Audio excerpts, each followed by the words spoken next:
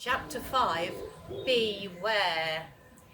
Lottie and Noah watched as Nacho bobbed his head and stared down at Einstein. Einstein stared back and gave a polite little woof. Here we go, muttered Lottie. But to her surprise, instead of barking back, Nacho took a lump of sugary strawberry and dropped it down to Einstein. Einstein snapped it up. He wagged his tail. Lottie watched with a big smile on her face as they did the same again and again. It's so good to see Nacho and Einstein becoming friends, she told Noah. They haven't left any fruit for the butterflies, Noah pointed out. Never mind, said Lottie. There may not be any butterflies, but look, there are loads of bees buzzing around the garden. Loads, Noah agreed. In fact, I've never seen so many in one garden before. Nacho finished off his strawberry and he began to bzzz along with the bees. Those ones are little honeybees, Lottie explained. They must like coming here. Samira says the most important way to help nature in your garden is to create the right habitat. We've made the pond and the bug hotel, Lottie went on, and next year I'm going to plant even more sunflowers and maybe some other plants that bugs and bees like wildflowers and bushes that flower at different times, produce yummy seeds and berries. That way there'll be food for them all year. Making habitats for bugs in your garden is a lot easier than creating homes for humans on Mars, Noah said.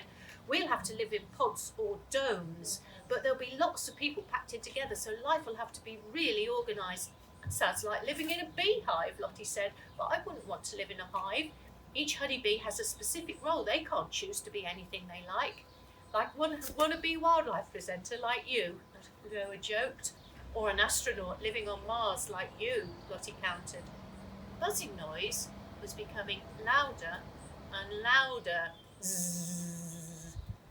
Nacho's getting better at buzzing, Lottie giggled. It really sounds like bees. Noah stared over her shoulder. His mouth dropped open. It isn't Nacho. It really is bees. Noah pointed at the boffin's tree. Lottie whirled round. A cloud of honeybees was clustering on the lowest branch of the boffin's apple tree overhanging Noah's side. They're swarming, she gasped. Samira says most swarms happen early in the summer, so it's the right time of year. Lottie stood on the flower pot to get a better view. It looked as if the branch had grown a big, fuzzy, buzzy beard. Is it safe to stay outside? Noah asked nervously, stepping up on the flower pot beside her.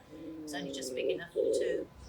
Samira says it's best to keep your distance from swarms, Lottie said. We'd better warn your dad. But before they could take a step in his direction, Mr. Parfit opened the back door and stepped out onto his putting green. He was carrying a golf putter and wearing diamond-patterned trousers and a bright yellow shirt. He's come out to practice his putting, Noah groaned, as his dad put down a golf ball. And he's wearing yellow! What if the bees see him and think he's a flower? What's that buzzing noise? Mr. Parfit muttered. Picked up the golf ball, held it to his ear, puzzled. It's bees! Noah yelled. Mr. Parfit looked up. Turn round and go inside, Dad, Noah called, but it was no good. Mr. Parfit seemed rooted to the spot. He's frozen with fear. We'll have to go round and help him, Noah told Lottie.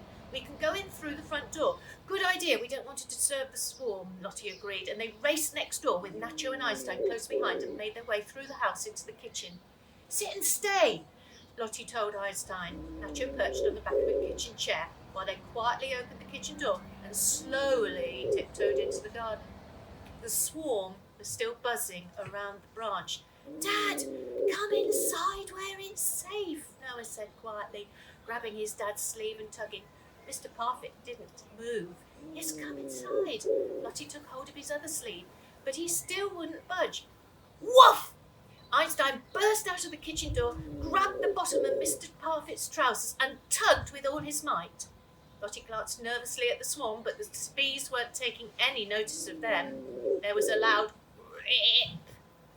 A big tear appeared in Mr. Parfit's new golfing trousers. Lottie noticed his socks had little green aliens on it. She glanced at Noah. Birthday present, Noah confirmed. trousers! Mr. Parfit seemed to wake up.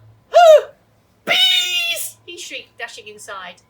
Noah and Einstein followed him. Mr. Parfit already had his phone to his ear. I'm calling the exterminator now, he said.